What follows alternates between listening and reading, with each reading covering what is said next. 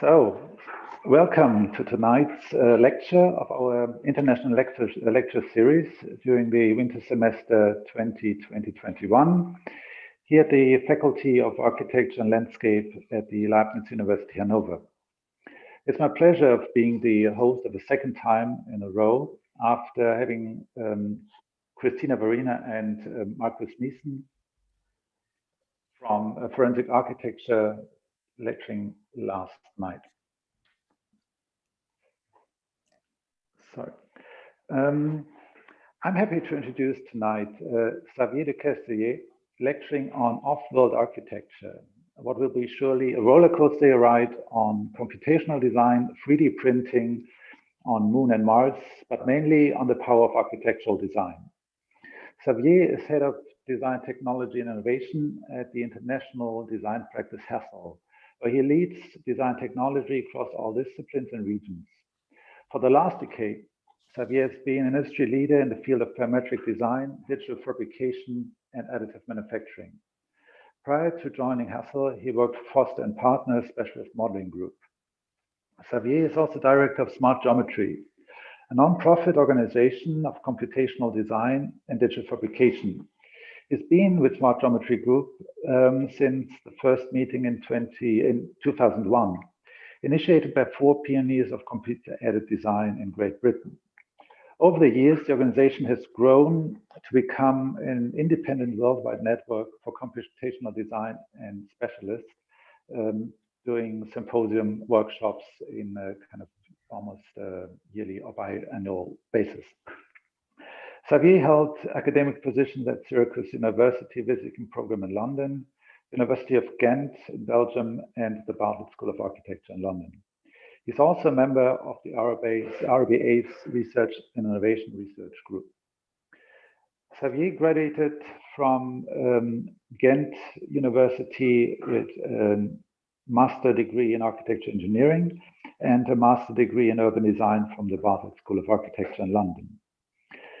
Xavier has been a pioneer in architectural 3D printing, where he collaborated with research institutions such as Loughborough University. At Foster & Partners, he worked more than 5 airport projects, including Beijing Airport and Spaceport, Nevada. He designed several super yachts with Foster & Partners and worked on the Apple headquarters in the US. Tonight, he will present about an hour, and as in previous lectures, we will watch the YouTube comments. We will weave the YouTube comments later on in the conversation, and I'm looking forward to a great inspirational lecture tonight. Please welcome Xavier De Kestelier. Thanks, Mirka. Thank you so much for having me all here as well tonight. It's a great honor. And thank you for the great introduction. You kind of gave a good overview, I think. But let me just get started, I think, right? Off-world architecture. But I thought best thing to do is give a little bit, just with 3 slides, I give a little bit of background of myself to really show that I'm kind of in practice, but also in technology and also in teaching. So at the moment, I'm head of, as you mentioned before, head of design technology and innovation at Hassel Studio. This is one of our latest projects that we're doing with OMA in Perth, is the museum in Western Australia. I've also been teaching quite a bit over the last 15 years, really. I was teaching fellow at the Bartlett at UCL. This project for one of my students. And then, as you mentioned, I've also been a director of Smart Geometry for many years, since actually 2010, I think. Now, it's actually the story of tonight really starts at one of those Smart Geometry events. And for people who don't know, a Smart Geometry event, Mirka, you've been part of it for many years as well, is a kind of a get-together of people in computational design, digital fabrication, and it happens every 2 years, and it's a kind of a big hackathon of architecture, engineering, making, programming, and so forth. And it's kind of a good snapshot of that, of kind of how a madhouse it really is. And I'm going back quite a few years now with one of the kind of when smart geometry was actually much smaller than it is now. And this was the start of one of those smart geometries, 2004, Waterloo University in Canada. We were kind of a tagged on part of the Acadia conference at that year. And I quite like this picture because it shows quite a lot of interesting people that were there. And some of the names you might recognize. This was early days. This was early days of parametric design, of computational design. And this was the early days of generative components, a program that almost not being used anymore. Everybody's using Grasshopper now. And but these were the kind of experiments that we were doing in those days. This was like a workshop over 4 days. And what I was really fascinated about at Waterloo University, that in the basement, they had this machine. And that was the machine. It was a really early Z Corp 3D printer. Never seen one in my life. I was totally fascinated about it. And university allowed us to use it for those 4 days. And what we did with it is try to 3D print all the crazy geometries we came up with, right? Really early days. And, you know, I was totally fascinated about it. I went back to the office, back to Foster & Partners. And I think a few months later, we bought our first 3D printer. Now, around the same time, I think maybe a year later or something like that, I got to learn this person, which is Rupert Soar. Rupert Soar is a professor at that point at Loughborough University. And he was, at that point, just came back from Africa. And he had a project there where he wanted to investigate how termite mounds really worked, right? And what he said, I remember, he said, well, you know, nobody really scanned a termite mound. There were drawings of termite mounds, of the inside of termite mounds, how they geometrically worked. But that wasn't really a 3D scan or anything like that. Nobody has ever done that. So what he did with his team, was to get a cast of a termite mound. So what they did, they poured in loads of plaster inside a termite mound and then kind of dug away the earth until they ended up with this kind of rather interesting structure, which was the openings of the termite mound, the inside of it. Again, very difficult to 3D scan, do anything with. So what they then did, they created this overall structure on the left-hand side, this big kind of gantry structure. And again, they poured in plaster and actually embedded the whole termite mound in plaster. And then they had a big grinding machine, which you see in the middle of the big round thing, that was able to grind down that termite mound layer by layer. Every half a centimeter, it grinded it down. And then they could take a picture each time of that layer. So what they were able to do, they could then have a completely 3D scan of that termite mound. But that was a particular research where they wanted to then understand how the airflow worked in these termite mounds, how the loads of CFD analysis on it. But what they were really interested about is what they were going to do afterwards with the equipment, because they had this big gantry system developed and they brought it back to the UK, to Loughborough, and they thought, well, maybe we do the opposite. Maybe we do the inverse. Maybe we now take this machine and make it into a 3D printer. Now, this was really early on. This was early 2000s. There were no large-scale 3D printers. Nobody had actually done this. So they decided to kind of put a concrete printing head, or design a complete concrete printing head, and put it on this gantry system. And then really around 2009, we were able to 3D print the first concrete parts. This was kind of part of a bench that we were doing just to kind of show what was possible with concrete printing. And this is one of this. There's that kind of concrete head, printing head. So that was really the first concrete printer that was developed together between Foster and Partners, Loughborough University, and Bureau Happold.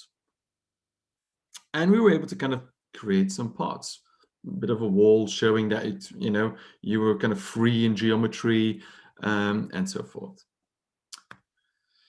Now, after that, lots of kind of concrete companies have popped up. I think the first one was really Winsun in China that did kind of rough 3D prints to showing the capability of it. And then other companies started up, little startups like X3 and now APScore in the US, which is all interesting. But I do kind of have my critique still of this kind of these applications of concrete printing. Because what we always forget really in concrete printing, and when we compare it to normal concrete walls, is that, well, concrete walls aren't really concrete walls. Concrete walls are full of steel, right? And that is really what gives you the bending strength and tensional strength in your concrete.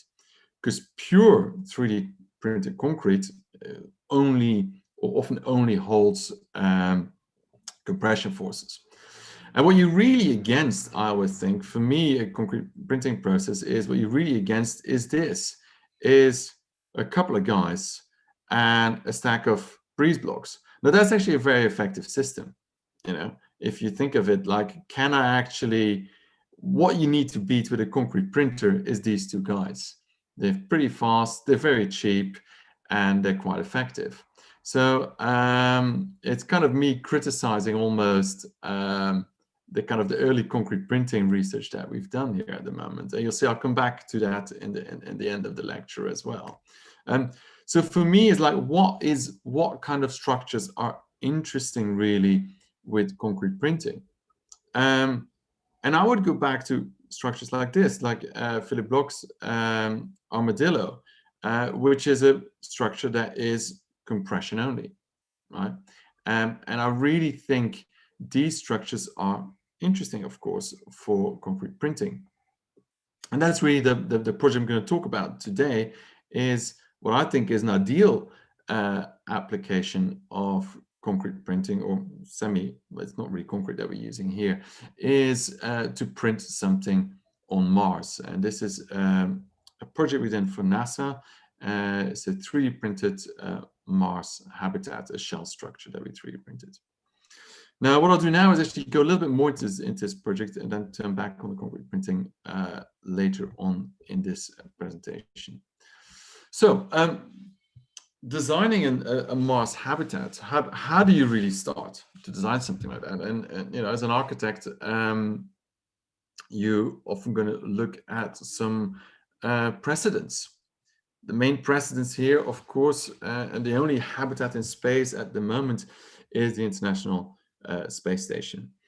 And you might wonder, like, as an architect, do we really have a role to play here? There were very few architects involved in designing the ISS. And you can kind of see that. This is the inside of the ISS. This is how it looks like. And astronauts have to live there for 6 months, often 6 months and longer.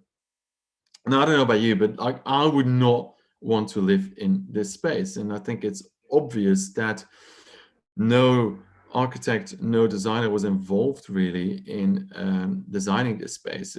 Humans are not living here. Humans are not habiting a space, I feel humans are just another subsystem to a much larger machine. So I think design has a role to play here. Of course, I'm not the only designer or architect that is getting involved in space. There are two really interesting precedents, I would say. The first one, we have to look back to the 70s to Skylab. Now, Skylab was one of the first permanent or semi-permanent space stations that was orbiting Earth. That was just after the Apollo program and borrowed a lot of the technology from the Apollo program. And it was in this project, in the first Skylab, that the first designer got involved. Designer here got involved was Raymond Loewy. Raymond Loewy was asked to get on board to help to design the habitat spaces for the astronauts. Now, the NASA engineers, they kind of thought it was like a weird thing to get a designer involved, because, you know, this was literally rocket science. You know, what is a designer going to do? Is he going to, I don't know, choose the color or something like that? You know, what is he going to do? Well, he actually did choose the color. That's actually true. But he did 3 other things.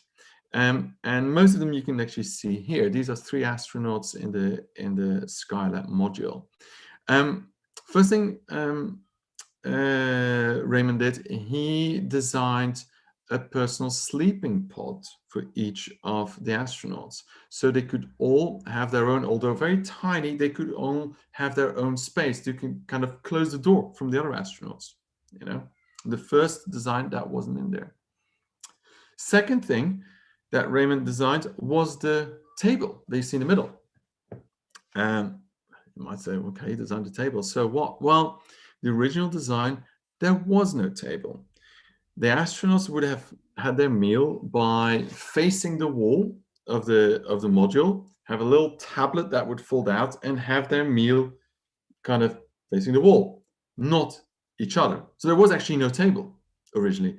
So Raymond kind of like fought really hard with NASA to say, no, you need to have a table. These astronauts need to be able to kind of talk to each other over a meal. It's a kind of a basic thing that we would say, like, you know, but from a pure engineering perspective, that wasn't needed. So they needed a designer to really come in and say, hey guys, we need a table. And the third thing, which I still is absolutely astonishing, I think, is you see it in the middle in the background there is a window.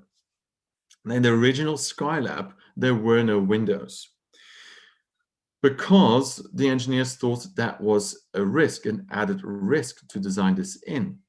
So they were going to just have some cameras, and the astronauts would for months, weeks and months, circle around Earth without even seeing this view. Now, I think this is quite astonishing that they would not get a window, right? And Raymond fought really, really hard that it was necessary for these astronauts to have a window. So he didn't really design the window. He was just there to kind of make sure that the humans and the astronauts are put central. And I think that's what as designers we do. You know, we design for people. You know, we don't design for machines, we design for people. So I think it was really important to have Raymond there. And now you might think, you know, NASA's not going to make that mistake again. This, of course, is the cupola, which is a really large window on the ISS. It's a very popular spot. If you have pictures of the ISS, it's always in front of this cupola. A big window. That took 23 years to be installed. From start to design, the concept to installation, 23 years, because it was always engineered out, because it wasn't seemed to be necessary, right? I would say it is very necessary. And you see here some of the astronauts in that cupola. It has kind of flaps to kind of close it off for radiation protection and all that. Another person on the other side of the space race with the Russians is Galina Balachova. She was the only architect working for the Russian space program, and she was there to design the interiors of all the space habitat modules for the Russians, and even the interior for the Russian moon lander. I'm not sure if anybody has been. There was an exhibition in London a few years ago in the Science Museum, where they exhibited that it never flew. This was the lander for the Russians on the moon. It never made it, of course. NASA was the first one to do that. But I do love this. This was actually a lander for only one person.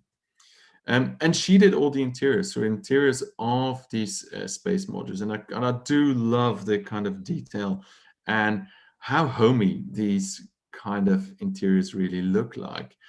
She also worked on the the Mir space station. You see on the left-hand side some of those fantastic drawings that she did. But back to Mars, right? So for a Mars habitat. So once you kind of start to design for another planet, you have a very different environment. So it's a great way to then go back to first principles, to really ask yourself, what is the environment there? How am I going to really survive there? And how my environment is going to be, how my architecture is going to adapt or be adjusted to that environment. First of all, let's think about the distance, right? Now, this is an image that people don't really realize, but this is the actual distance in relative between Earth and the Moon. Right? So the Moon is actually quite far away. Right? It's about 300,000 to 400,000, I think 350,000 kilometers away. Right? It's about 1,000 times the distance that the ISS is from Earth. So ISS actually skims the Earth at about 400 kilometers. So 1,000 times that distance, you get the Moon. The Earthwise, amazing picture here that gives you that kind of, the view from going around the Moon back to Earth. Now, if you then look at what the Earth looks like from Mars, this is a picture taken from the Curiosity rover. You see that ideal spot there. That is what Earth looks like from Mars. So it's a lot further. It's again 1,000 times the distance Earth-Moon. That is the distance to Mars. So it's around, depends where Mars is, but around 300 to 400 million kilometers. Now, that gives you an issue. And the issue is that there will never be a direct communication between Earth and Mars. You have a delay in between 5 to 20 minutes. So you can't, every message you send, every video, whatever you send, it will have a delay of 5 to 20 minutes. The distance also makes it quite hard to get there. So this is a kind of our project is, and I'll talk about that at a later stage as well. This is the fuel, all the yellow and the gold stuff, that's actually all the fuel. In the end, you get the engine to actually bring out 2 modules, 2 loads to Mars. So you kind of see, and all that stuff needs to be brought in to Earth orbit first. So this is our Mars transfer vehicle that we will be using, but just to kind of show how much stuff you really need to get to actually get to that, to get to Mars. Other kind of environmental factors is dust storms.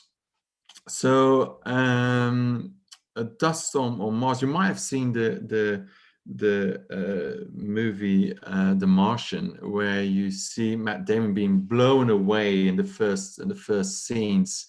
That's one of the only scenes that is not realistic in The Martian, because although you do have storms on Mars, and you can see that on the right hand side, there's a kind of a storm that goes over the whole of the planet, and you do have 200-kilometer winds on Mars, you would actually not get affected by it because the atmosphere is much thinner.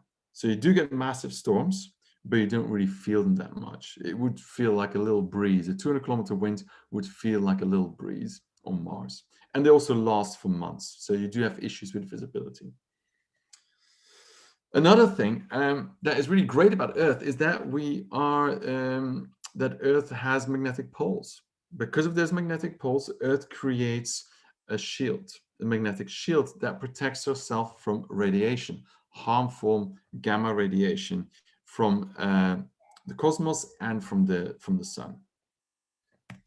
We do not have that magnetic poles, that magnetic shield on Mars. So all the radiation from the cosmos, all the radiation from the sun will hit the Martian surface, which means we will have to protect ourselves from that radiation. It's one of the most difficult environmental factors that we have in designing for Mars. What else is there on Mars? Well, it's really cold. It goes barely above 0 degrees, and on a normal day, you're talking about a -70 degrees Celsius. you have a gravity of about 1/3 of Earth. And what else does it say? Oh, you have a CO2 environment. So there is an environment. It's much thinner than on Earth, and it's mainly CO2. And yeah, I think that's about it. That's your environmental factors on Mars. So our design, to give you a really quick overview, exists out of 6 modules, 6 inflatable modules connected by these connector pods that you see that's there in between. And on top of that, what we have is this shell structure, this regolith shell structure. And I'll explain a little bit more about that in a minute. So that's the shield on top, that is really to protect ourselves mainly for the radiation. People often ask me, when you design for space, what is your inspiration? Do you look at sci-fi? Do you look at Star Trek? What is your analogies that you use? And I rarely look at sci-fi, I think, because sci-fi often gets it really, really wrong. For our inspiration, I looked more at these people, the settlers moving west, pioneers in America.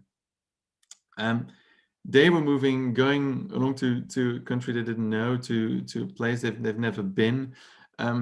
They had to travel really light, something we were going to have to do as well. Every kilogram you bring to Mars comes at a huge cost.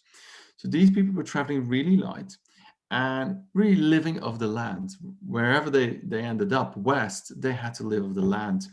And they had to bring with them very simple tools as well, because again, they had to travel light.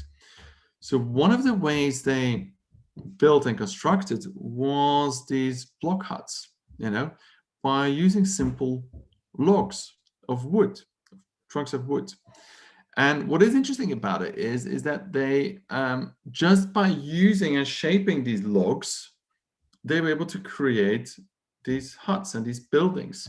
They didn't need complex fixings. They didn't need metal work.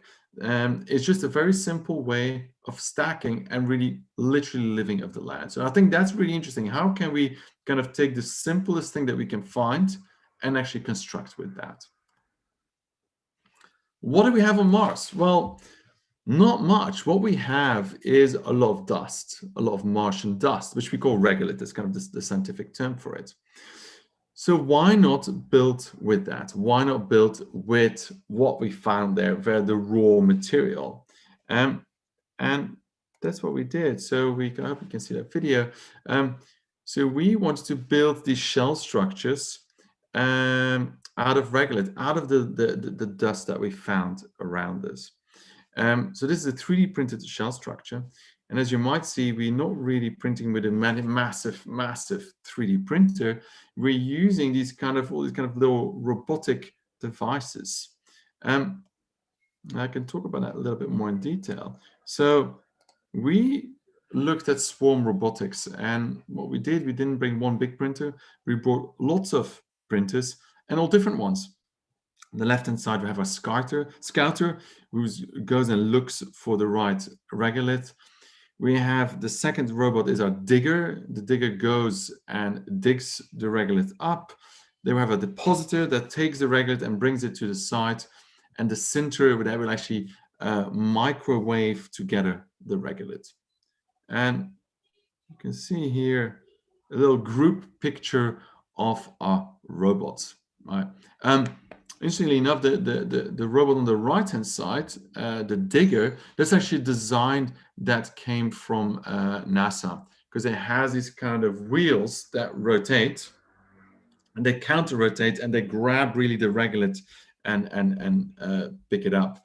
The reason why it does that, and why you don't have a big kind of truck that kind of digs into the earth or into the regolith, is because you do not have enough gravity. So it has these kind of counter-rotating wheels that picks up the dirt and kind of is able to almost kind of digs itself into the regolith. And this is kind of the first rendering we got back from our visualizer. It did this interesting thing, and if you can see on the front of the image, on the right-hand side, you see all our robots that have done their job. They've just 3D printed the shell structure and the astronauts are happy living there. And I was kind of shocked by that image, because I was like, oh, hang on, we're going to kind of go to the expense of bringing all these robots to Mars. And in the end, we're just going to dump them. We're going to kind of create the first dump or kind of boneyard of robots on Mars. That's not right. There must be a better way. So we have to go back to the drawing board. And what we did is we redesigned the robots as modular robots. So we thought, let's look at it as a Lego system of building blocks from which we can produce and create different types of robots. They might be slightly less optimized than the previous one, but we can reconfigure them continuously into different tasks. And you'll see they'll have different tasks beyond just 3D printing. And you can see here the kind of different combinations we could do. We have a wheel with a solar cell and battery, 6 wheels with diggers. We can then add a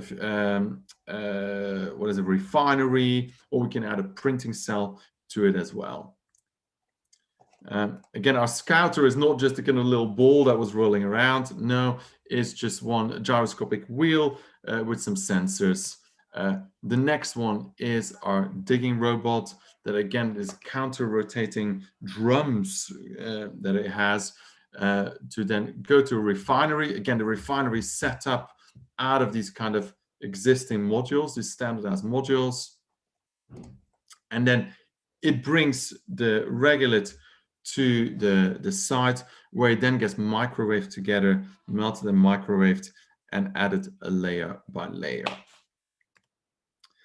And just to show you that these things don't fly in and are combined, this is kind of like a schematic to show how they could actually pick up different modules and reconfigure themselves and restack themselves in different configurations. Now, we always thought that the kind of what we came across, that what we kind of designed, that was a robotic system that we think is kind of unique. And we started to look at other robotic systems out there. And we figured out we're probably somewhere in the middle of the two extremes. On the left-hand side, you have a Tesla factory showing all robots working on cars. It's a very efficient. They are and very effective in their tasks. The problem is there's a very low redundancy in it. If one robot stops, the whole line needs to stop. I need to bring in another robot that does exactly the same task, right? So redundancy is very, very low. On the right-hand side, we have swarm robotics. They're not very practical. I think this one was a Harvard project, I think.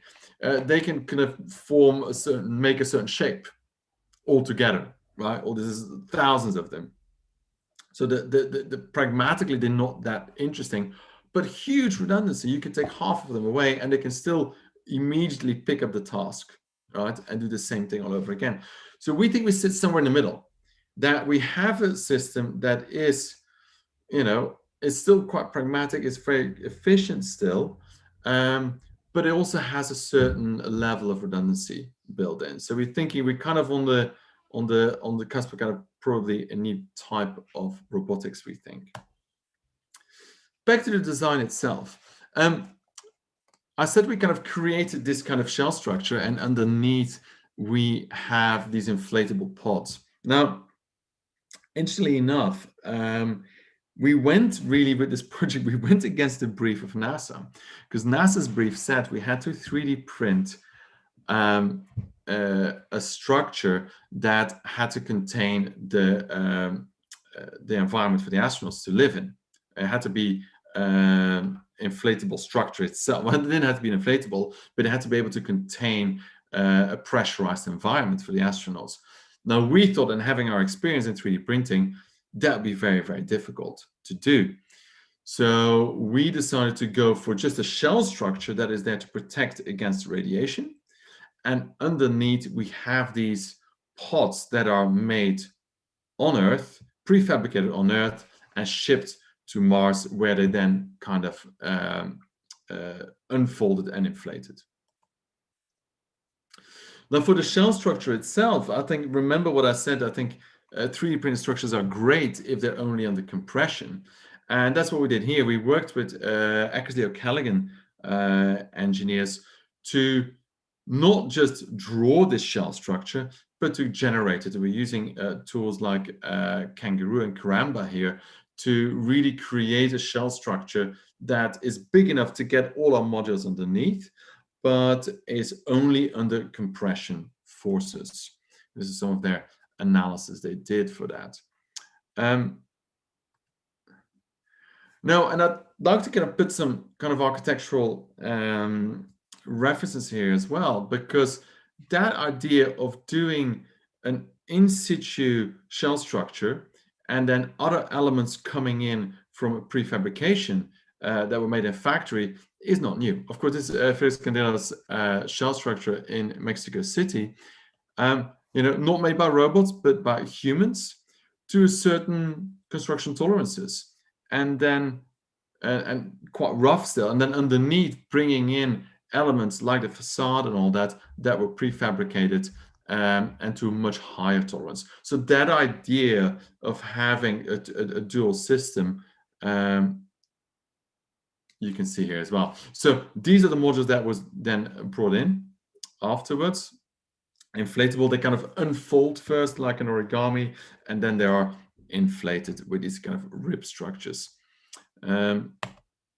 Now, inflating in something in space and inflatable habitats is not new. In the 1960s, NASA did some experiments with Goodyear to kind of look at inflatable space stations already.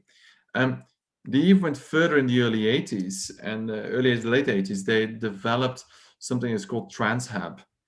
And TransHab was a very interesting system because it was an inflatable that was inflated outside a kind of a hard shell interior. Problem in space is you're kind of limited to weight, what you can get into space, but also volume. So whatever you get into space, it had to fit in a space shuttle or the fairing of a rocket, right? You can't in a way build anything bigger than that in space unless you inflate it. And that was the idea with TransHab. Can we have something that inflates and actually create much bigger spaces in orbit? TransHab was licensed out from NASA to Bigelow, and Bigelow is a company that I'm not sure if it still exists now, but they were looking at designing hotels in space, inflatable hotels in space, and they went as far as developing a module that is now on the ISS, and it's a small module that's inflated. And here you can see one of the astronauts doing some tests within that inflated module. So it is something that is out there. It's something that is really, really looked at in detail. So again, for this project, what we didn't do science fiction. We really used all sorts of technology that we knew is out there or that will become feasible within the next decade. Remember I spoke about that window, right? How important it was with Raymond Loewy having that view out. So we think it's as important as well on Mars to have that view out. Now we have that view out on the ISS, but think again, we also need to protect ourselves. In the ISS, it has these flaps that kind of can be folded up to protect it from radiation, but also protect it from meteorite impacts. So how can we have a view, but also have protection? Now, again, we're architects, so we didn't look at a pure technical solution. We looked at a pure spatial architectural solution. And again, maybe in an odd place. We looked to the Mediterranean, to this Tunisian courtyard, right? What is great about this courtyard is that I can get a nice view across the habitat, across the space, and I can get in indirect sunlight. I can get light in without heating up the space. So why not do this? Why not create a courtyard? So that's exactly what we did. So we created in our habitat this internal courtyard where all the spaces actually kind of look out and into each other. But we're able to make sure that we did not get direct sunlight, because direct sunlight on Mars is not just heating up the space, because that would be quite good on Mars, but it means gamma radiation, daily radiation. So what we did is we used our tools that we might use on Earth, our solar analysis tools, and we had to kind of tweak them a little bit to make it work for Mars. But what we looked at is making sure, that every habitat pod, the little white circles in the middle, never get direct sunlight. They never get direct rays, but they do get indirect, which is great for the living environment for these astronauts. Now, second issue with really 3D printing these shell structures was, shell structures are great and beautiful, but what they do need, and referencing back here, Block Research Group's Armadillo project, they need a complete support structure before to construct it. So there need to be scaffolding underneath to then build the shell structure. Once the last piece is there, you can take all the scaffolding away, and it works structurally. So how are we going to do this on space, right? So one of the ideas we had, one of the early ideas we had, was, well, why don't we do another inflatable? Why don't we use inflatable structure to 3D print on? You know, so 1/3 of the gravity. So it would be quite interesting to use an inflatable. It would be strong enough to 3D print on. That was our first idea, but we did come back to the idea because we thought, hang on, this is still quite a big, complex thing to bring, right?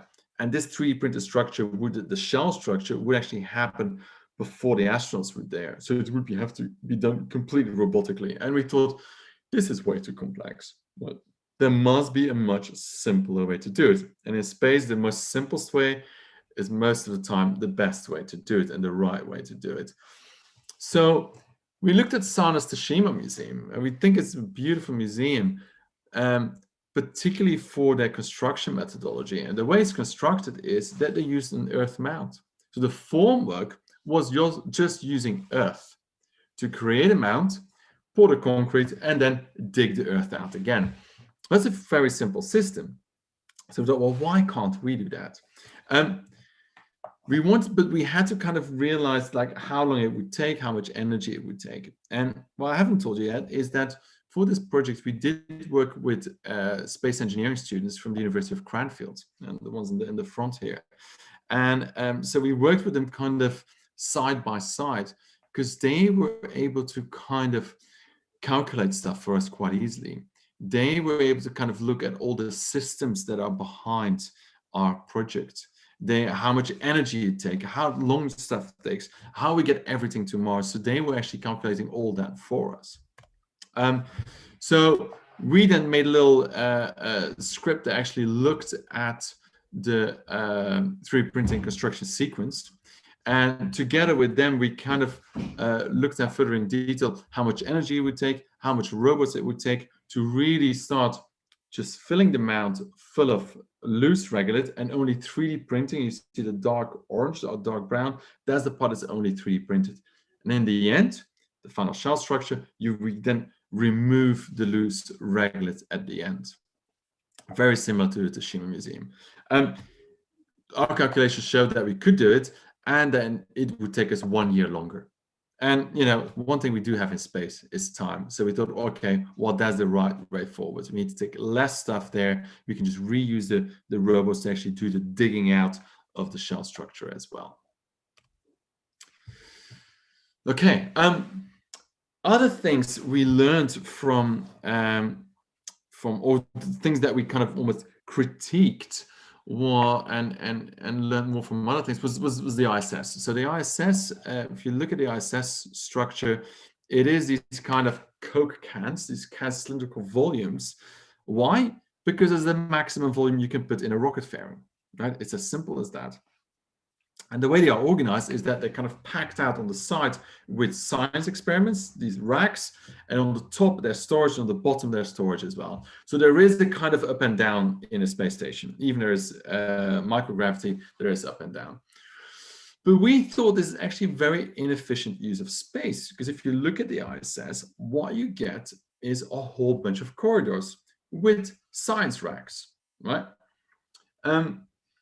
And it's very inefficient, I think, because sometimes these science racks are only used for a certain amount of time. And then they move on to another thing, and that science rack kind of keeps on going for a few days, whatever it's doing. So it is pretty much a very inefficient use of space.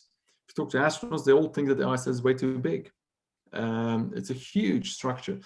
So we thought, why don't we do this? Again, looking at a very simple spatial solution is these kind of archive racking systems that you find in libraries that, you know, there's a button or a wheel that you can just move them along. If you need something in a certain rack, you open it along, you go in, you get the book, and then you can close it again. A very efficient way of using space. That's exactly what we did for our system. Although we didn't have a linear system, we had a radial system. So we have these racks. As you can see, there's racks everywhere. And these racks can be different things. Right? A rack can be a science rack. A rack can be a greenhouse rack. A rack can be storage. It can be food. It could also be a rack, a quite slightly wider rack could be a pod, a sleeping pod for some of the astronauts. So we have this kind of super modular system that we developed, all radial and movable. And you can see that here in this one of the physical models we made for the project. Again, you see that kind of radial rack system be a module being used everywhere. So, so this is our, I'm trying to see which, let me just pick quickly. Oh, yes. For the interior of the spaces, we wanted to kind of understand how it would be to live there, right? So the people we asked were people that lived here. This is Halley 6, one of the bases of the British Antarctic Survey. This is a base on Antarctica that is also a winterization base. So scientists overwinter here. It's one of the most hospitable environments in the world. It's also a place that you cannot get evacuated from, a bit like Mars. In the winter months, there's 8 months where the scientists and whoever lives here cannot be evacuated. They're on their own. There's no plane, no helicopter, no nothing that can reach it. So they are completely self-sufficient. So we thought it was really interesting to start talking to these people, how they really survive in those winter months and how it is for them to live in those spaces. And we learned a lot from them, right? And this is kind of an interesting story. So we asked them, so what do you do? How do you have you adjusted your own environment? And they said, yeah, we do, because we think it's all a little bit too clinical, because our working environment and our living environment are the same thing. So, and they gave me this example, and you have to look at the dartboard there on the background. And they said, so what we thought, we wanted to make our living space a little bit nicer, a little bit more tactile. And that was a word they used a lot, tactile. And this is what they did. They used some crates, some packaging crates, and they made their own kind of wooden kind of wall that looked a bit like their local pub that they're kind of used to. And I thought that was interesting because they used some wood. They used a completely different material, very different to the kind of the rubber flooring that you see there, right? And that gave us an idea. Could we not really use maybe a wood veneer? Why not have a wood veneer? Maybe the backing is a carbon fiber, super lightweight, space graded plate, but why not have more tactile materials? And that's something that we kind of like started to use quite a bit, to use tactile materials in our space habitat. We even had this idea to maybe even grow bamboo on Mars, and then just use that to create a veneer and to build other stuff in our habitat. You can see a suggestion there to have that in the back there. Sorry, yeah, just remind myself what the next slide is. Remember my pioneers that moved west, that had to live with that had to be very lightweight, that could not bring big stuff with them. You might wonder why I have this kind of very spacey looking recliner there, and my furniture looks all very chunky, doesn't it? Well, we did not bring it with us. We created it on Mars, and we worked with Nagami and my good friend Manuel Jimenez Garcia. who has a company called Nagami, and they 3D print furniture. And we worked with them, and the idea was to 3D print furniture of waste plastics, right? Thinking again, because we started to think really about how to recycle on Mars. How could we be more using existing materials better that we already have there? So the idea was to start to recycling material from Mars, from packaging, right? Because we bring plastics with us. We're going to be plastics for science experiments, plastics for food packaging. So the waste plastics we would use to start 3D printing the furniture.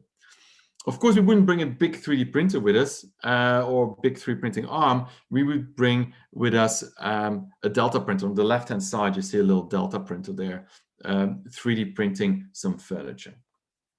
Now, this place is the workshop. See, we have 3D printers in the background, some milling machines, a laser cutter, and also a sewing machine. Right? And there's the next story, because we thought, well, we started thinking about the clothes the astronauts will be wearing. Couldn't we start thinking about recycling?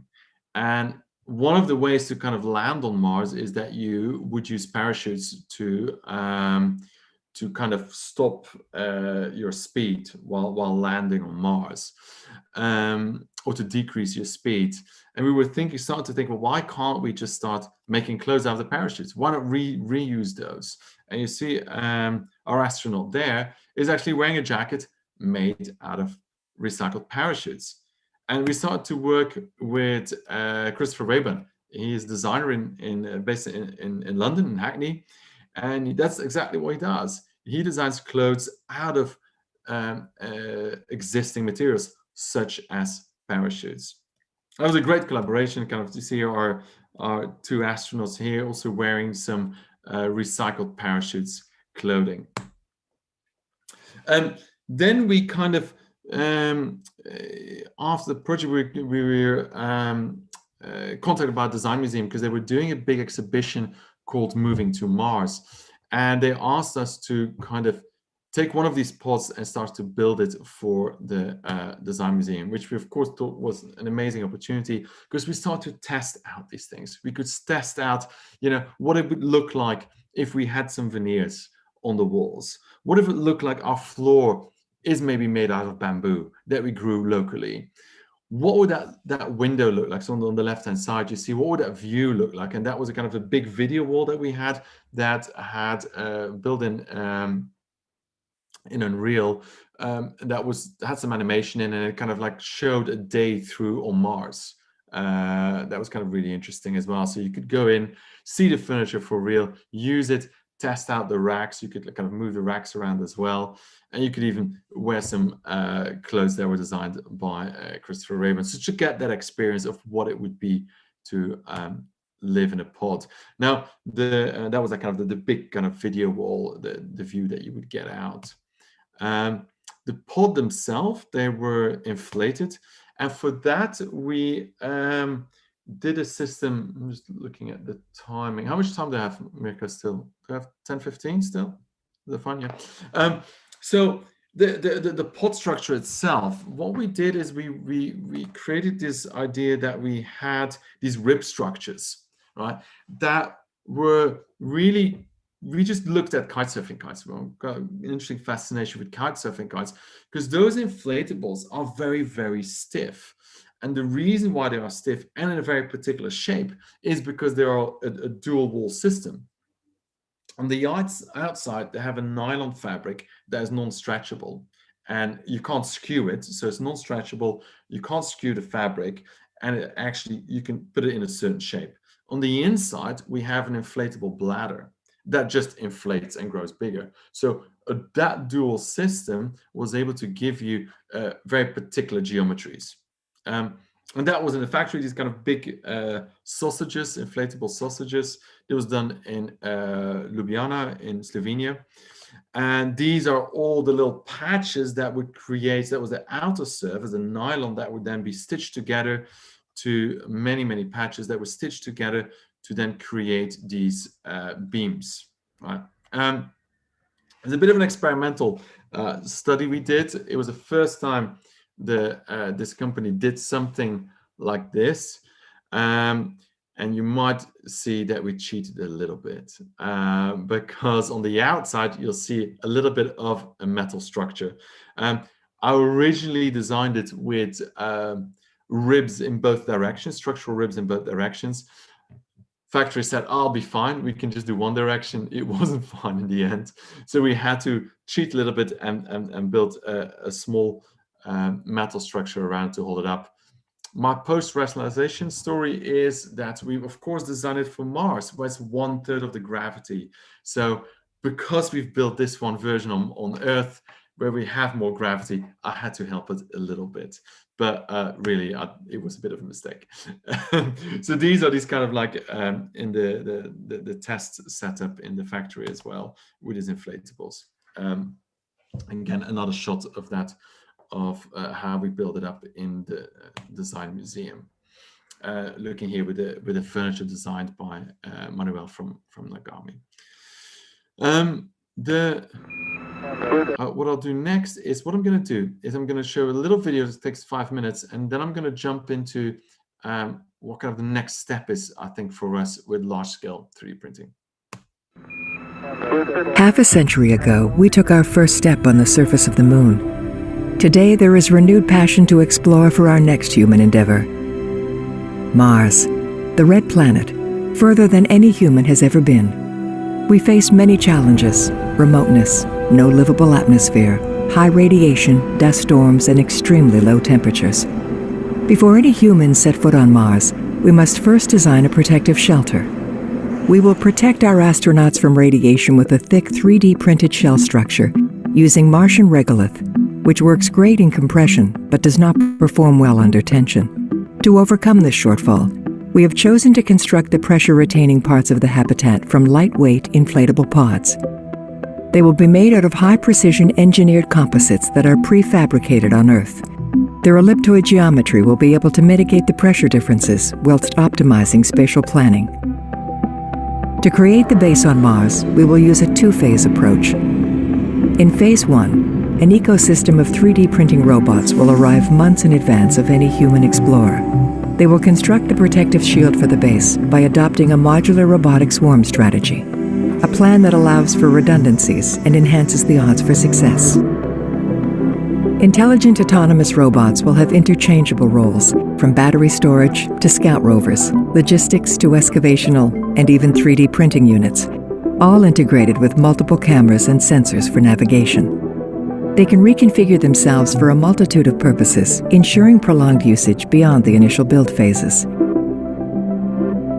The smallest configuration is the one-wheeled scout rover that uses ultrasonic scanning to analyze the Martian surface to determine the best regions for obtaining optimum regolith. The digger receives the location coordinates and then excavates the Martian soil. It then delivers the payload to the refining assemblies.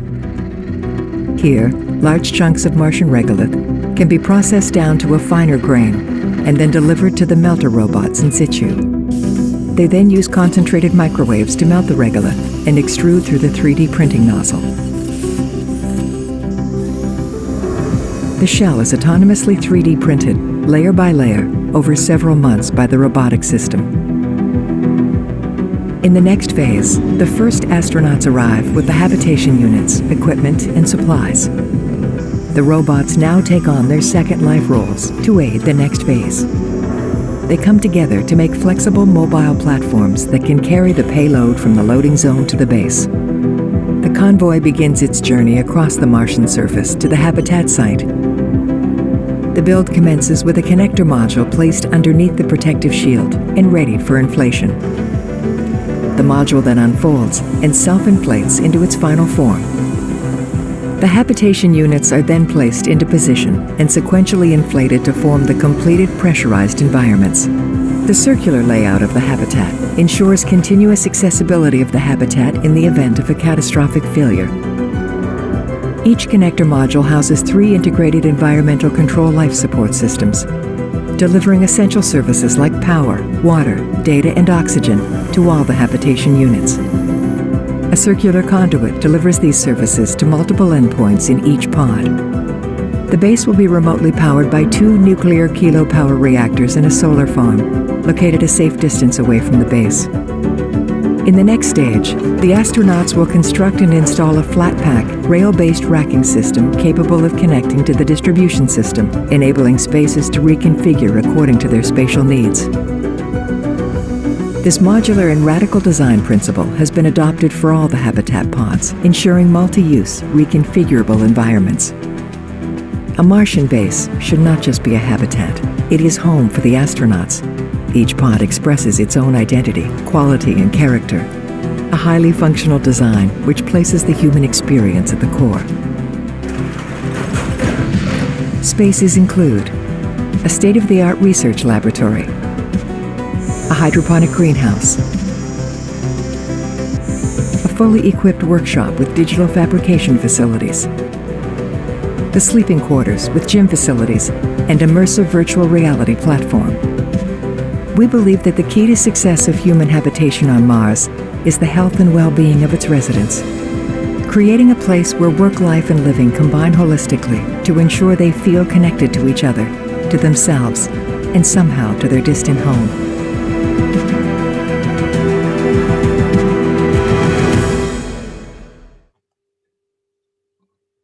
Now, I'm gonna do the last 10 minutes. Do I have 10 minutes more, Miko? Yeah, cool. The last 10 minutes, I'm gonna talk about something completely different, but for me, it's kind of a really interesting start point for something new work that we're working on. Last year, about just over a year ago, in November, I was invited by Norman Foster and the Norman Foster Foundation to come and run a workshop at their foundation in Madrid. And to do these workshops, well, not at the moment with COVID, of course, but they normally do these workshops and they invite one person to give the workshop. They select 10 students and then also an academic body. And the idea is that in 4 days, they deliver a piece of work. It's in a way quite similar to what I'm used to in smart geometry. And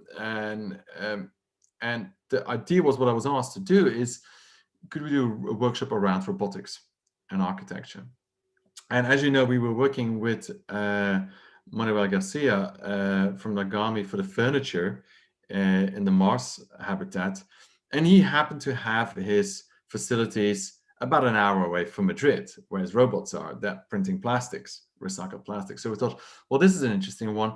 Let's see if we can take that kind of setup and see if we can scale it up to at least and start thinking about architecture and not just as furniture pieces anymore, and start thinking the ideas that we had with concrete printing, large scale applications in architecture, could we do that maybe with plastic printing?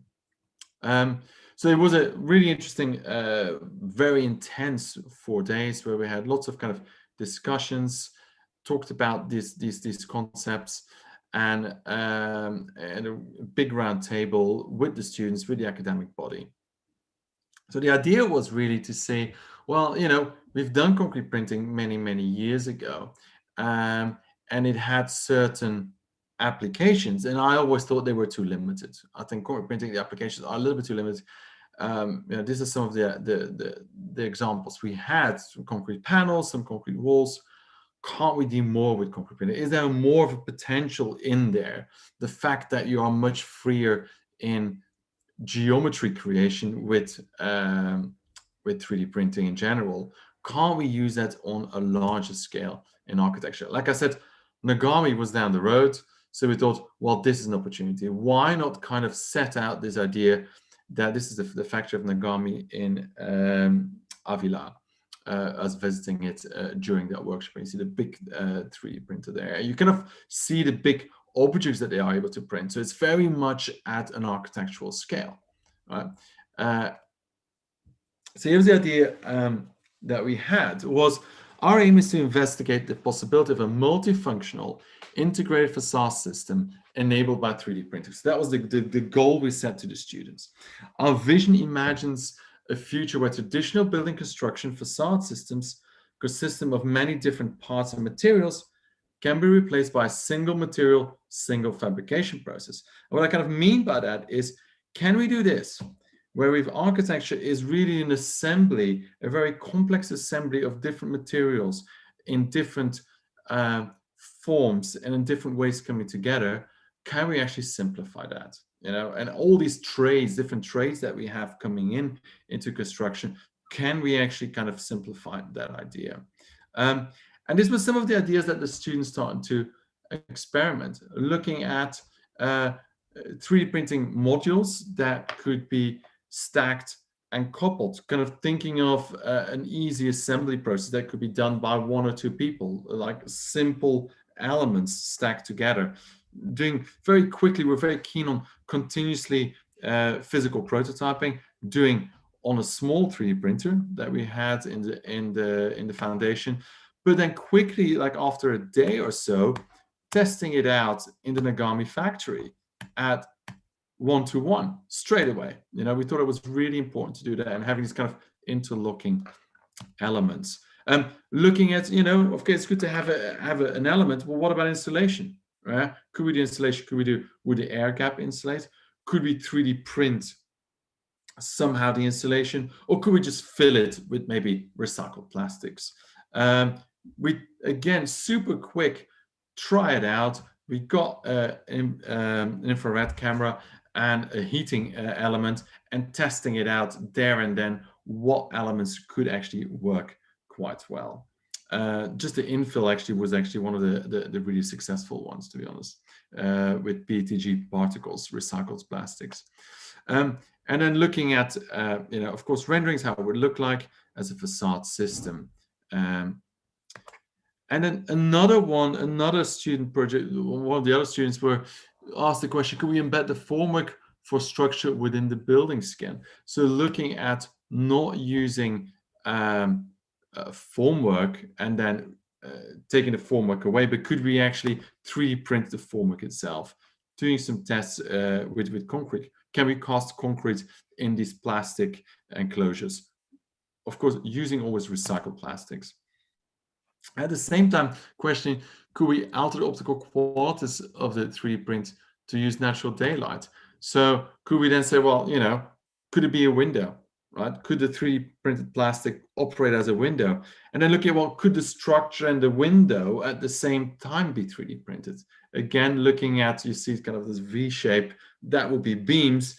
And in between, you might have a thinner element that could let light in. But in the end of the day, you're working with the same thing. You know, it's the same object. It's not a structure and then a window slotted in, right? It's one thing designed as in one go. And then maybe even looking at, could we have it that there can be air coming through to the system as well. Looking at, you know, 3D printing some meshworks that could then be slotted into the system afterwards. So that was the second group. And then we had a third group really quickly that looked at their site was in Lebanon, where they wanted to see, can we actually, there was a huge water shortage, and they were looking at, can we actually capture water locally from the balconies? And can we do that by creating a structure or a surface that would get dew on in the morning, could actually kind of condensate the water particles on by having a certain surface texture and try and collect the water from that.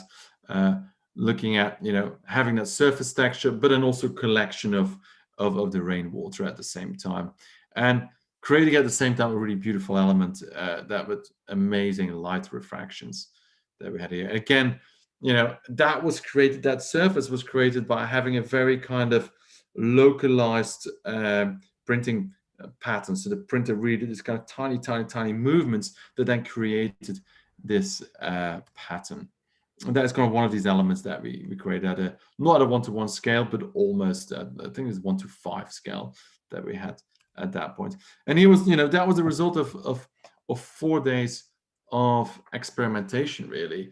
And this is where we're going next. We're having a few projects lined up now, where we're trying out this 3D printing at a much larger scale. So I hope in about 6 months we're doing our first. I can't show anything yet, unfortunately, but we show our first kind of, you know, pavilion style building that will be fully 3D printed with this process, and at the same time, you know, using the advantages of 3D printing and being able to kind of use the geometrical freedom from 3D printing to really optimize a building skin without having to deal with many layers and different contractors and different tradespeople at the same time. So can we, and we kind of think, you know, that will give us, switching from concrete now to plastics, to recycled plastics, give us much more freedom to design in here. And I think, yeah, I'll leave it at that. Sorry, I went a bit over time, but I would love to kind of like get some questions as well from the YouTube channel. Thanks, Javier. Thank you. It was a bit of a whirlwind. That's what I was hoping for. I think I called it a roller coaster. Roller coaster. Yeah. I'll leave it at a nice image. Here we go. Yeah.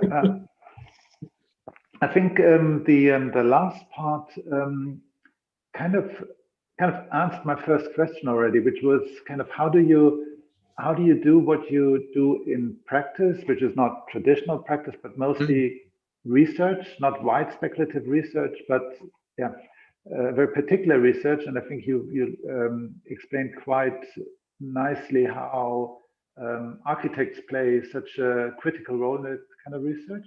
How do you bring that research into education, teaching? I think showing it in that kind of short period of a 4-day workshop in that particular setting, it's a great explanation. That would have been my question. I think it's well answered. Do you supervise other academic activities such as PhD research, which goes on at universities and so, or? No, I have done in the past. And I have done a little bit in the past, but not massively, really. What I have done is, actually, there were a few in my previous job at Foster's. I supervised a bunch of PhD students, and I think there is, you know, you asked the question like, how do you bring research into teaching? I think for me it's almost the other way around, is how can I get research into practice, right? And there's different methodologies for it. You know, this is kind of an interesting one, but it can be through funded research projects. It can be through, you know, we were part of InnoChain, and I was part of that, or there are a bunch of grants available, right, that are out there, and it can come from lots of different angles. Like with Hassel, we won a grant from Epic Games, from Unreal. So we had a grant from that, which was really interesting, which we're going to start working on now. We just got a couple of grants now from the European Space Agency, which we'll be doing some of the kind of the ideas that we had for Mars, but applying it now on the Moon. So that's the next research project that we're starting soon. So yeah, there was a few. I think it's always going to be very open and to be very flexible and kind of look at just opportunities that are out there, and as a practice, just to be kind of flexible and open on how, because it's sometimes difficult to kind of have academic research and practice to kind of combine that, because the problem is that academic research is often kind of planned out years ahead, or minimum a year ahead. A PhD is 3 years ahead, and practice research sometimes happens very quickly and needs to happen there and then. So I think there has to be kind of an understanding of both sides, to kind of that you work in different ways, and they have to be, you know, somehow you have to come together, you know. But let's continue that, because it might be interesting for kind of young practitioners, because when you kind of look at what you're presenting, it might seem that it just comes out of the marketing budget of a big corporation, yeah. But as you just explained, you're also going after grants and funding. Yeah. Yeah. So these are kind of well-funded or well-funded Mhm. funded research projects which we apply for, which is not something your kind of normal architectural practice does apply for grants. So No, how do you raise that awareness, or kind of how do you enter that route of an additional avenue in practice, really? It's kind of, well, if it's something exciting, it's and like, for example, our Mars project for Hassel, it gets talked about a lot. It was the most talked about project ever and has the most exposure in media. Of course, we're not looking to find our next client that wants to build a Mars base. Yeah, that's not what's going to happen tomorrow. So from a marketing and a BD perspective, that is not what it's for. But everybody is really interested in it, and it kind of shows that you are able to, for example, design in very technical environments. So that, I think, shows from a marketing perspective, from a big company, is like, okay, look, we can do this, we can do almost anything, right? From a design perspective. So that's an interesting angle. The other angle, of course, is so you have to kind of make sure for a company that whatever you do, research, it is something that is exciting, that excites people, and is visual and kind of, the second thing I always kind of push for is for an architecture firm, if you do research, and you might find this quite funny, but don't collaborate with an architecture university, right? Because as a practice, what do you bring? You bring the design. Maybe collaborate with an engineering university or robotics university faculty or something like that. Because things come nicely together once everybody knows what they're good at, right? Like the 3D printing thing we did with Lovebro, Foster Price was the designers, Pure Habit was the engineers, and Lovebro was the academic part. It was very, very clear what everybody was good at, right? And I would always kind of push for that, for anybody who wants to do any collaborations between industry and academia, make sure that your skills really are combined well. And I would give the same advice to architecture universities. Don't collaborate with architects, like collaborate with other industries, because your design skills are really valuable, right? And like look back at Raymond Loewy. He was a designer in a very kind of technical environment. See how valuable that skill was.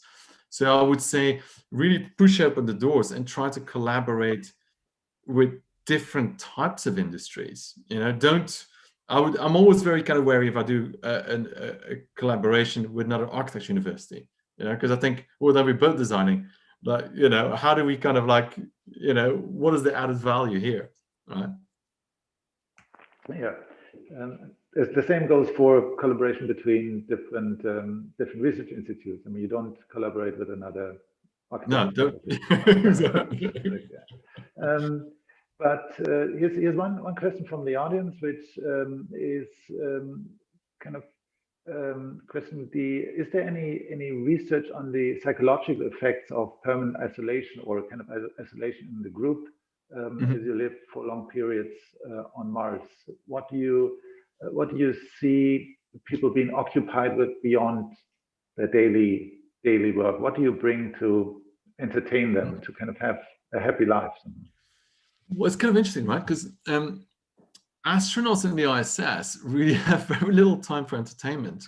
I think I'm not sure what the number is, if I'm correct here, but an hourly wage, an hourly rate for an astronaut, I think, was it like 60 or 100,000 pounds or something like that? It's tens and tens of thousands of pounds or dollars or whatever, an hour, if you want to use an astronaut on the ISS, so their time, if you're an astronaut for 6 months up there, your time is scheduled in, I think it's 10 or 15 minute bits, right?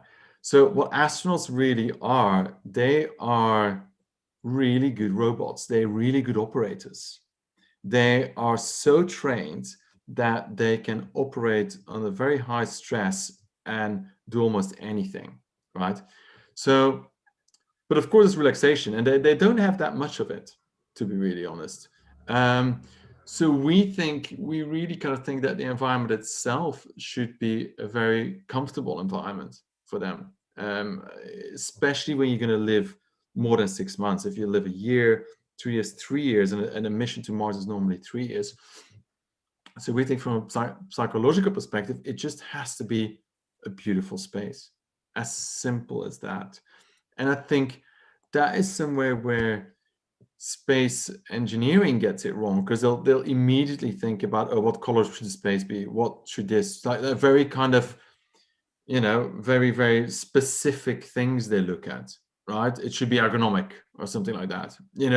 They don't really kind of that value that you deliver as an architect to just deliver a beautifully kind of designed environment. I just want to kind of, I'm not going to trump my own horn here, but if I just go back to one of the spaces that we had, sorry, I'm just going to do this kind of really annoying thing, but if I go back to, a space like this, I'd love to hang out here, I'll say it myself. That we think is really, really valuable, not living in a cluttered space, not living in the ISS. On its own is a very valuable thing. And we're working with people that that have actually lived in these environments in Mars analogs. So we do have conversations with them, what for them is important. One of the things is, for example, being on your own together, having a space where you can read a book while being in another space with another person, while not having to communicate with that person. That's a very simple thing to do. And we learned that from the people at Halley 6. They kind of love to do that. Be with other people, but it doesn't mean they need to interact with them. They just be there, and that's why one of the things that we try to do here is, you look across that courtyard, you'll see other astronauts, but you're not in the same space with them. So that just idea to kind of gaze and look at other people around you, which you can't do in a space like the ISS. The spaces are very small. You're always interacting with that person in that one space. You don't see another astronaut without having to interact with it. So these are these kind of little things that we think is really important. And the tactile stuff, having been around plants. You don't see it here, but I think we do have a plant in our, it's in a bit of dire state in the background there, but we do have plants around us, tactile environments around us. So we think that is really important. Did you, this is my question, not from the audience, there's another one coming, but did you look at previous projects like the Biosphere project and its kind of failure and successes? Yeah. And my question would be, was there actually an architect involved in Biosphere? Do you know that? Yeah, there must be. Look at the building, it has to be. I think. Oh. But the Biosphere was kind of a really bizarre one, because I think what they tried to do is have this complete closed loop system, which in the end never worked, right? There was some mistakes in there. I think that's not a good starting point, because to do that, you'll need, like, we have a greenhouse, but that greenhouse is not there to provide food for the astronauts, right? It's to do research and to maybe give sometimes some fresh food, some lettuce or something like that. Because again, that's something we learned from the people in the Halley 6. They said they really wanted some crunchy food, some fresh vegetables, not from a nutritional perspective, but almost from a tactile perspective. Bite into something that's crunchy, and that wasn't kind of prefabricated food. So that's what we think, is that, like, you don't need this whole closed loop system with natural plants creating your oxygen and all that. That is actually not necessary, and we think that would not, you wouldn't be able to do that for many generations, really, because to kind of really create enough natural oxygen by plants and all that, because that was the whole idea that they had, that is, you need so much stuff, So we don't think that's the answer. So for us, we still think that all the food that the astronauts will have there comes from Earth, right? The oxygen is created by CO2, really, from by CO2 scrubbers from the Martian environment. So it's not, it's not a closed loop system, and you definitely bring in stuff, resources from Earth still. And that leads us to the next question from the audience, which is asking where do you source any material from Mars beyond the regolith? I mean, what do you source? Do you search for water? You think you take the CO2 for oxygen and so on? What else do you? So you have CO2, which you can create oxygen. You can source water. There's ice, but not everywhere. So there's a possibility to source ice. There is, the end of the day, like you could, in a way, right? And people look at it from the moon as well. You could think of it in mining minerals. You could think of it of getting metals. All that is probably available in the regolith, but you then have to kind of think of it. So what really do I get out of it? Right? How big a factory or kind of mini factory do I need to design and bring with me to Mars to create a bar of aluminium? Just say that crude. One of the things they're kind of looking at, for example, for the moon is, after just packing up regolith, and that's like the simplest thing to do, just sintering it or microwaving it together as a block, as a kind of inferior bit of concrete, right? The next thing would be to kind of get some rough iron on it out of the regolith on the moon, and have like a kind of very poor cast iron. That would be the second thing to do, right? Besides, of course, oxygen and water, again, also on the moon. There's water is for hydrogen. They often look at that. That is an important one, to create hydrogen for fuel. That's the other one. That's really the really important one, to create fuel to go back for certain missions, or to create fuel on the moon to then go to Mars. But it is hard. It's very hard to kind of do anything more than just stacking stuff on top of each other. I'm personally really intrigued by the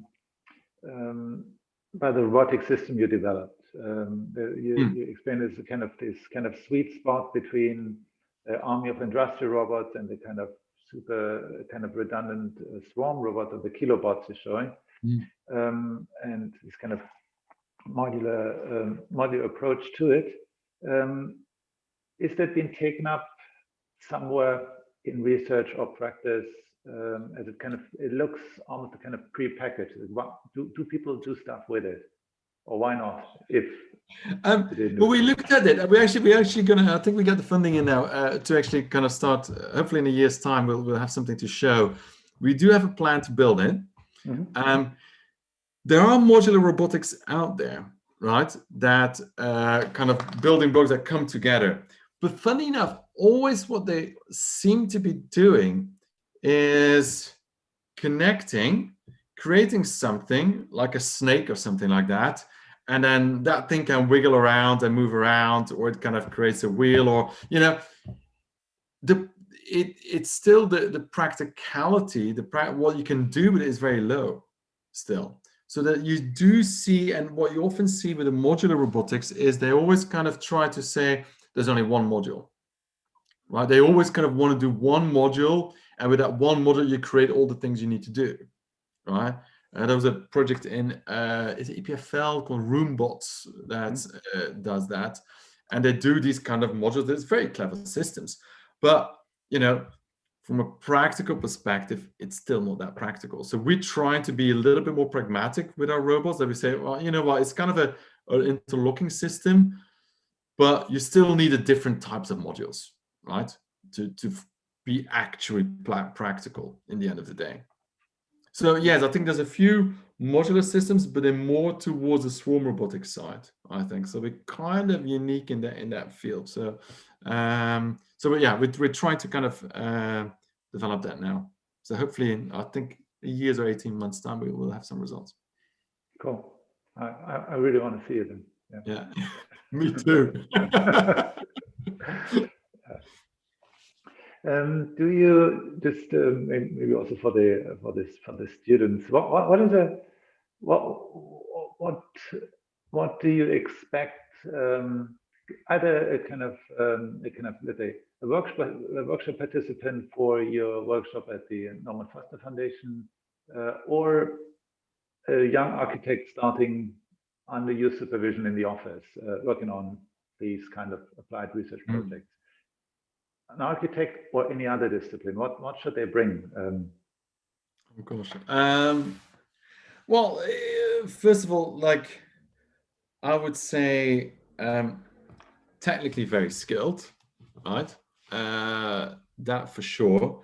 Being able to kind of pick up any software almost and very quickly get to grips with it, but always, I would say, without fetishizing the technology. Right. I think that's, for me, is really important. I see often people going into this field and they become very obsessed by the code itself or the tool itself, without forgetting what you're actually doing for it for. And for me, the end goal is still the design. It's still the outcome, right? And I think that is really, really important, that you that you do all this to get a really interesting design outcome. And that for me is really crucial. You know, that you are technically very good, but also a very good designer still. And those two go totally hand in hand. I kind of always get really annoyed when people say, "Yeah, I'm the designer. I'm not the technical person." Or person, no, I'm just a technical person. I'm not a designer. I think there is a really beautiful kind of combination of this two. I assume it's you want both, but like in an architectural career, it's not so easy to develop these two sides kind of simultaneously. And even kind of from a kind of larger perspective, like in London, there's sometimes been the kind of rivalry between the AA and the Bartlett, and the Bartlett was and is for quite some time more kind of visually inclined, at least before the kind of technical specializations now. And at some point, the AA was more kind of technical. And now, especially at Foster and Partners, they did for quite some time a really nice balance between talents from both pools, so to say. There were kind of technical people, still designers, and there were kind of more visually inclined and visually talented people. I assume after some time, that also helped these two parties to kind of develop their skills in the respective other fields. How do you see that? Is this kind of education continuing after you graduated? Maybe you see that in young designers, but maybe also in your own career. I mean, from maybe when I introduced you, your career could have gone any other way. You could have become a super yacht designer at some point, or maybe a full 3D print specialist in a way. But what are the twists and turns that make you this kind of super technical but still heavily design inclined? I don't know. I think it's I think even like kind of like work at Hassel now, I find myself, because I came in with quite a technical role and a technical brief, but I always kind of said, and like, interestingly enough, in big companies, what often happens is the person that looks at design technology often happens to be the IT director, because they think, oh, right, design technology, it's about computers, right? So it has to be the IT director. That's totally not true, I think. So, and Hassel did kind of had that very clear. They said, no, no, a person that does design technology here needs to be a designer. And I think that really attracted me to it.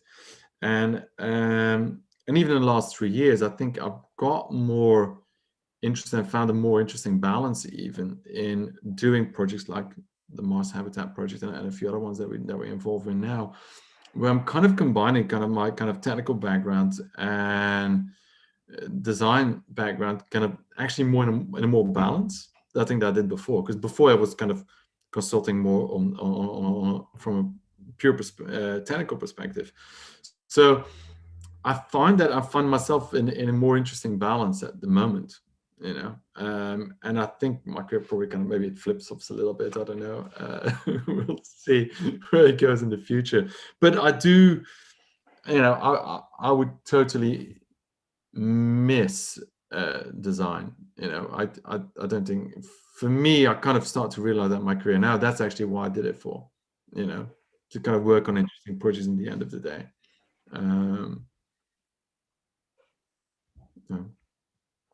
I think it's the kind of where thinking about, you know, where you should go as an architect. You kind of, you know, you can specialize in it, but you can then at a certain point you kind of move back into more the design as well. And I think that is quite interesting. If you kind of, you know, you don't need to go in one direction, you can go a bit in one direction, then move again. I think that's actually quite feasible. Maybe last question from my side. Like you described that moment when you discovered the Zico printer in the basement of that first geometry, smart geometry workshop, and I remember that time was many people were looking for kind of tech to discover to be appropriate in architecture. At the moment, I don't really see people being on the hunt for the next kind of tech to take that into architecture. I see it more that people are more on content or interests. They kind of follow, and there's kind of an abundance of technology or that we can just kind of pull in. That's my personal observation. Do you share that, or do you think there is kind of emergent technology which we should really look at, which will again maybe give us new plots in architecture rather than continue with these more interest-driven research which we have at the moment? There's some critical tech which will be a game changer. Do you think so? Yeah, I think I'll think about that. Yeah, there is a lot of tech out there that I think architects are really interested in, but in the end of the day, it's not really advancing design, I would say. You know, I think the whole move towards BIM has probably helped contractors more than it helped architects in the end of the day, I would say. You know, there's platforms that are built up that aren't really, I feel, out there to kind of really help and explore design. So I'm always kind of very keen to, because one of the roles, like, you know, I kind of introduced 3D printing at Foster's.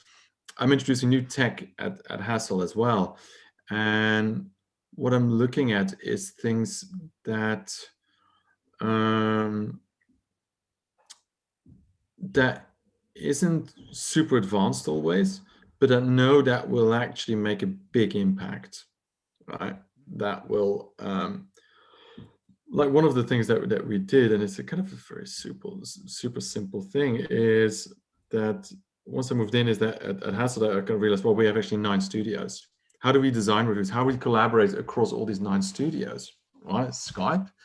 And we just implemented something that's called Bluescape, which is this kind of huge, infinite digital wall that you can collaborate on, you can sketch on, you can do anything on it, and it goes on any device. It's a very simple idea.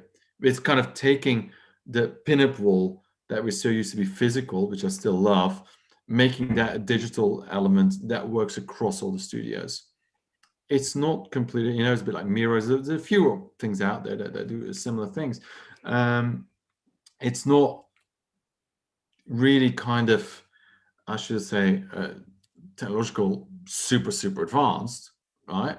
But they really change the way we work, I think, and that's what I'm kind of really interested in.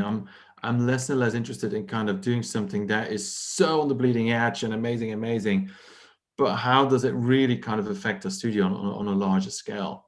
So that's what I'm kind of more and more interested in, and I think with 3D printing, that was really an example like that, like how it kind of changed the practice of model making as well, and how do you make more models and more physical stuff, I think. Good. I think there's no more question from the audience. Xavier, thank you very much for tonight. It was a real pleasure. I really like the part you said, where I said you kind of answered my first question. How do you turn what you're doing back into teaching education? I hope we can see your development on the robots within a year. Maybe get 18 months before that. Yeah. Okay. Some Corona time again. Yeah. Good. Thank you. Thanks from the faculty, and great. Thank you, Mika. Yeah, thanks for having me. Thank you so much. Thank you, everyone. Bye-bye. We're offline now, so.